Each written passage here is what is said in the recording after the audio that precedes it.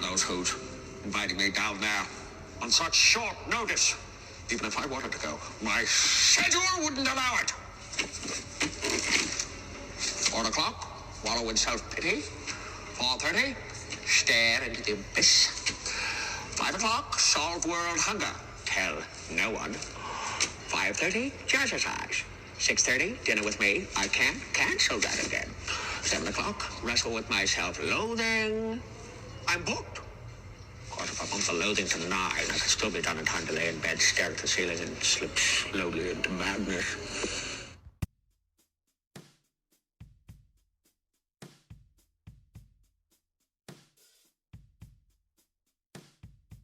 Welcome back, my lilies.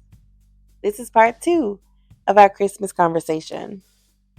And this week we're opening with the economy of Christmas.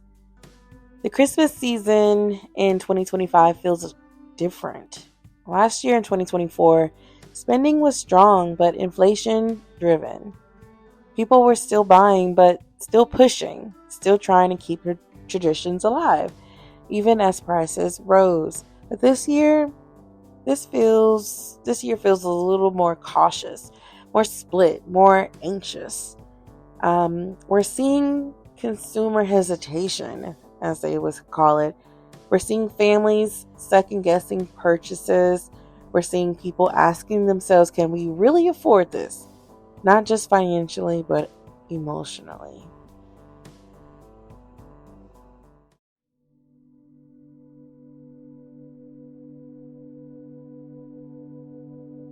I wanted to bring this up because from last week to this week, there's been a lot for people to feel heavy about. We can easily sit in the things we don't have, the goals we didn't hit, the gifts we can't afford for our kids, the plans that didn't come together that we hoped. But the economy tells a bigger story than just personal lack. It shows us how families are adjusting in real time, how parents are trying to shield their children from stress, how households are tightening budgets quietly without announcement. Consumer behavior has shifted. People are budgeting more intentionally, carrying debt from last year's holidays, choosing online shopping for convenience, discounts, or simply because it costs less emotional energy than walking crowded stores.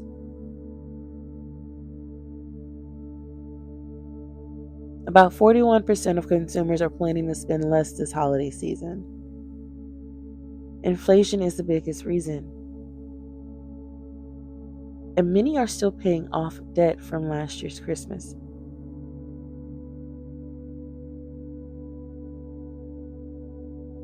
The truth is, the economy isn't strong right now. We're surviving it. We're adjusting inside of it. And hiring slowdowns and reduced demand for seasonal workers have cooled this year as well. Economists say that often that's a sign of a broader slowdown. And we feel that personally. For some people, hours were cut instead of added. For others, the pressure increased.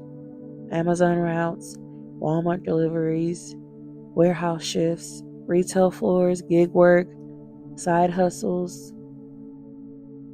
Packages are moving nonstop. People are working nonstop. But the joy? That feels harder to find. The holiday has become motion without meaning for many. Go, go, go, without stopping long enough to feel. So we adjust. We ask questions we didn't used to ask.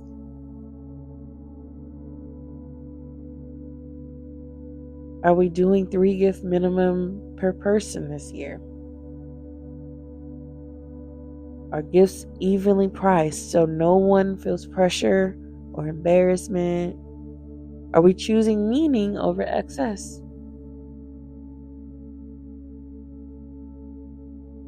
And those questions don't come from lack of love. They come from wisdom, from reality, from trying to live within our means while still showing up for the people we care about. And that's where the economy meets the heart.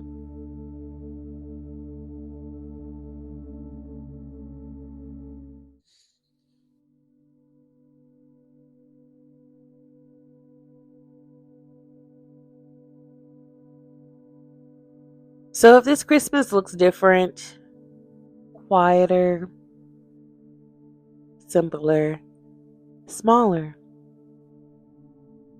let yourself breathe. Let yourself release guilt. Let yourself acknowledge effort. You're doing the best you can with what you have. And that matters.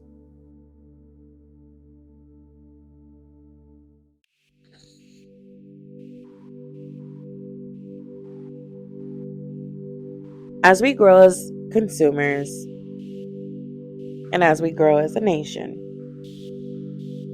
my hope is that we can come together around a version of Christmas that doesn't demand more spending, but invites more meaning. A holiday rooted in gratitude, in family, in love, in Jesus.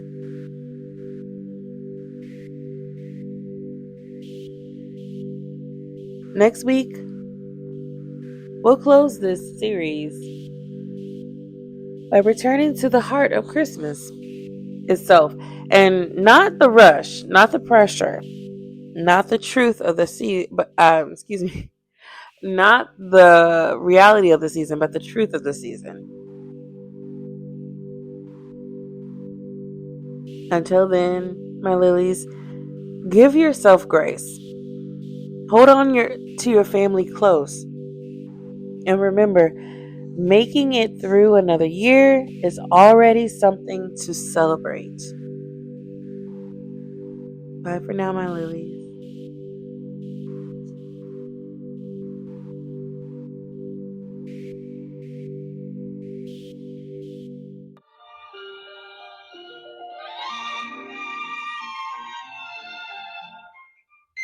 You know Dasher, and Dancer, and Prancer, and Vixen, Comet and Cupid, Donner and Blitzen.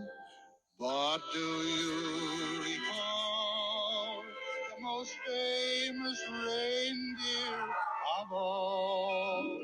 Rudolph the red-nosed reindeer had a very shiny nose, and if you ever saw it, you would even say it glowed. All of the other reindeer used to laugh and call him names. They never let poor Rudolph join in any reindeer game.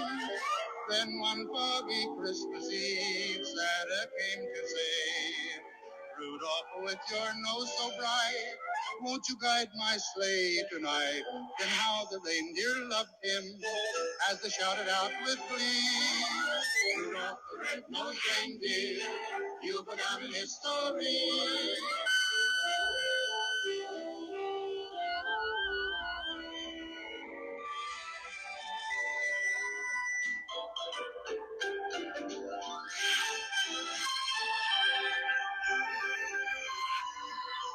Rudolph the red-nosed reindeer, you go down in history.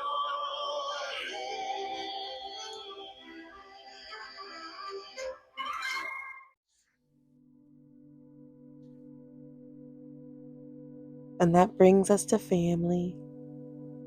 Because at the end of the day, family is the reason most of us feel the pressure in the first place. This is part 3.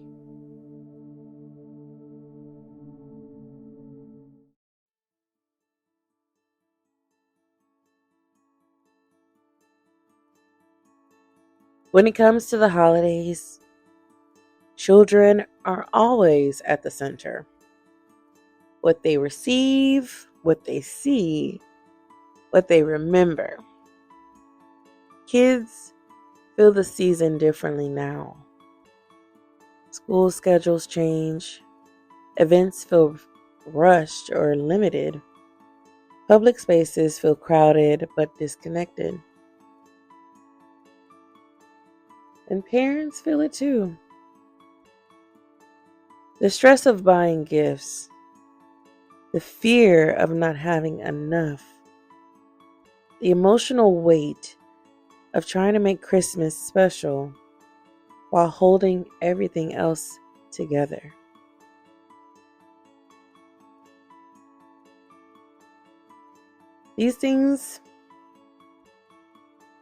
These are the things that we sit with at night. The thoughts we don't always say out loud. The conversations we have quietly with ourselves, with our partners, with God even. We push ourselves not because we're careless, but because we love deeply.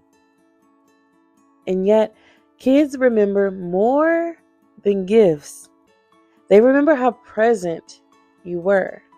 I know I did. How tired you were.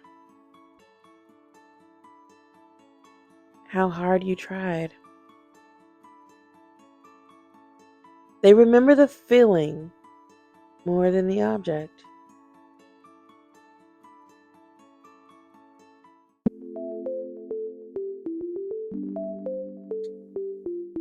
Hey, my lilies. This is a double feature. This Christmas season is one to be thankful for. A lot has happened this year. Individually, collectively, as families, as a nation, there are things we've endured that we didn't expect to still be carrying by December. Financially, financial pressure is on like I don't know what.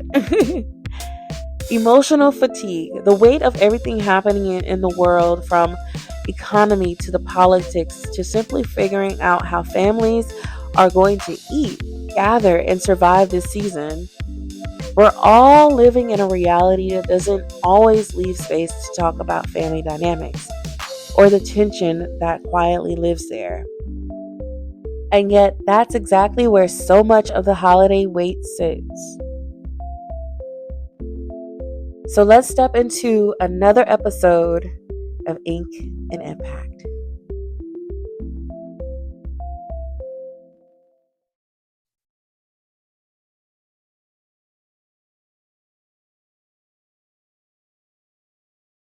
Hang all the mistletoe.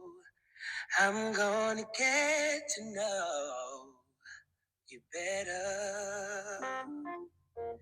this Christmas.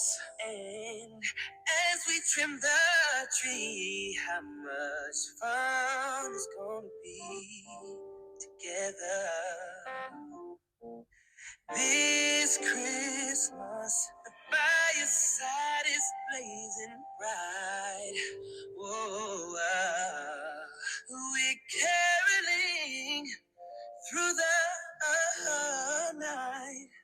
Whoa, this Christmas will be a very special Christmas for me. Whoa, whoa, whoa.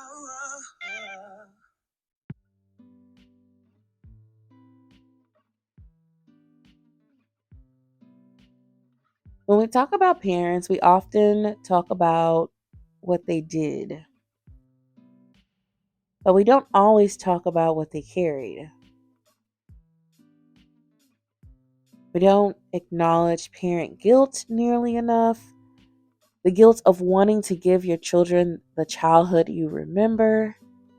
The nostalgia that hits when you realize your parents are getting older.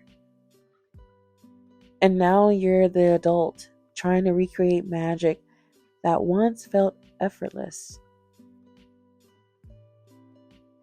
Part of growing up is wanting to give your kids the same wonder you had, the same joy, the same warmth, the same memories.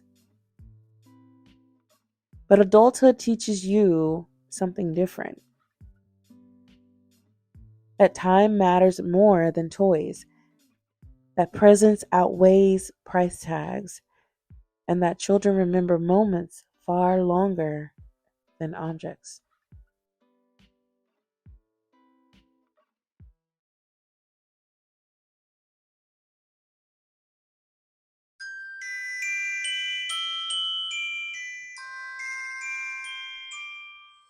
I don't want a lot for Christmas. There is just one thing I need. I don't care about the presents underneath the Christmas tree. I just want you for my own. More than you could ever know. Make my wish come true. All I want for Christmas is you.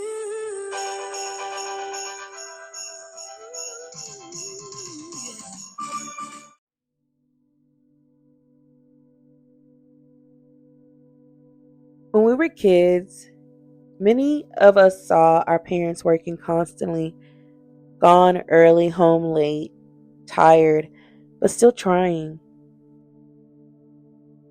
They were trying to be the kind of parent who could say, I got my kids whatever they wanted. But what we didn't realize then is that they were choosing survival for us. And now, as adults, we see it clearly. Kids don't remember the game systems as much as we think they will. They will remember how tired you were. They will remember that you still showed up. They will remember being loved, even when energy was low. Grace for them and yourselves needs to be acknowledged here, though. As adults, many of us want grace. Grace for doing the best we can. Grace for not being perfect. Grace for juggling work, money, and emotional labor. And I hope this season we extend that same grace to our parents. Because now we understand. What they did then is what we're doing now. And now, one day, our children will understand too. December feels heavy, and that's okay. This double feature episode exists because December feels layered to me. It's heavy, it's emotional, it's meaningful, and it's exhausting. If you're tired, you're not alone. Trust me. If you're stretched, you're not failing. If all you did this year was survive, that is enough. Let me say that again. If all you did this year was survive, that is enough. Look back with gratitude. Take a moment to acknowledge yourself. Look at how far you've come since January of 2025. The growth, the resilience, the lessons, the quiet strength.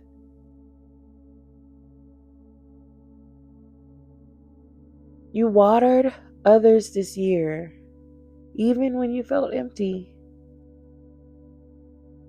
And for that, you deserve gratitude too.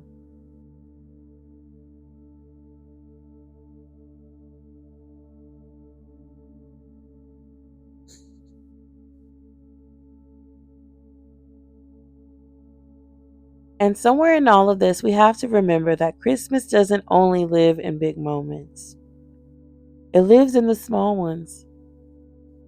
It's turning on Christmas music while the house is quiet, letting the same songs play that have followed us since childhood.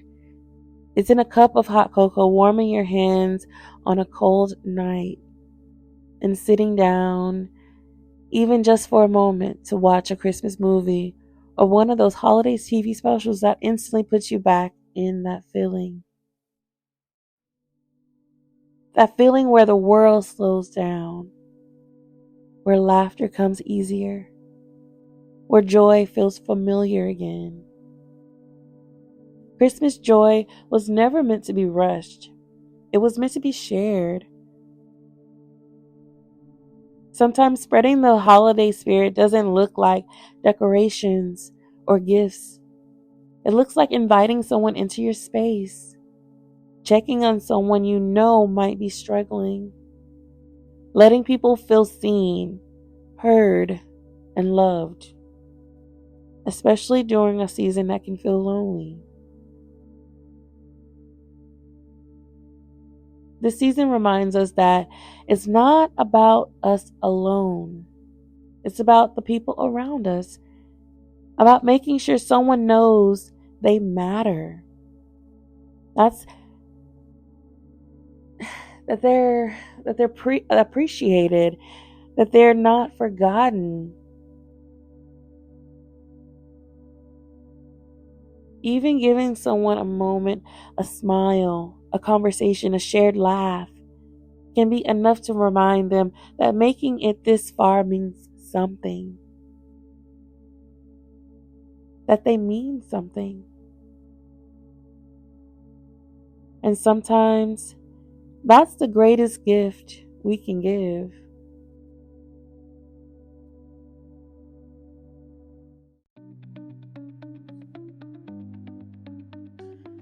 This is where everything comes together. Christmas isn't about what you put under the tree. It's about the presents you bring to the people around it. God has carried us this far, and He will continue to place us in rooms and seasons we never imagined. Right on time. Thank you to every listener who's walked through this year with me. Thank you for allowing this space to be honest, layered, and real. Until next time, my lilies, Merry Christmas. Take care of yourself. And thank you for being here. Until next time, my lilies.